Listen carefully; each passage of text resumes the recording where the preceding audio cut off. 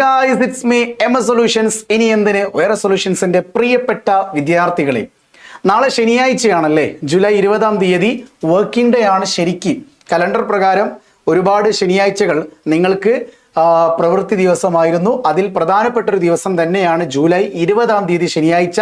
അതുപോലെ തന്നെ ജൂലൈ 27 അടുത്ത ശനിയാഴ്ചയും സ്കൂൾ വർക്കിംഗ് ഡേ ആണ്.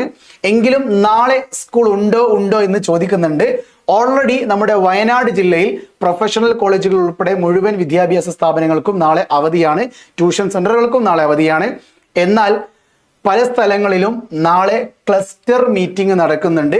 ഈ ക്ലസ്റ്റർ മീറ്റിംഗിന്റെ അടിസ്ഥാനത്തിൽ പല സ്കൂളുകൾക്കും നാളെ ക്ലാസ് ഇല്ല. എങ്കിലും നിങ്ങളുടെ സ്കൂളിൽ ക്ലാസ് ഉണ്ടോ ഇല്ലയോ എന്ന് ചോദിക്കുമ്പോൾ നിങ്ങളുടെ സ്കൂളിലെ പ്രധാന അധ്യാപകൻ അല്ലെങ്കിൽ നിങ്ങളുടെ ക്ലാസ് ടീച്ചർ ആരെങ്കിലും നിങ്ങളുടെ ക്ലാസ് ഗ്രൂപ്പിൽ ഷെയർ ചെയ്തിട്ടുണ്ടാകും, നാളെ ക്ലസ്റ്റർ യോഗമുള്ളതിനാൽ സ്കൂൾ അവധിയാണ് എന്ന് പറഞ്ഞിട്ടുണ്ടെങ്കിൽ തീർച്ചയായിട്ടും നിങ്ങൾക്ക് നാളെ സ്കൂളില്ല.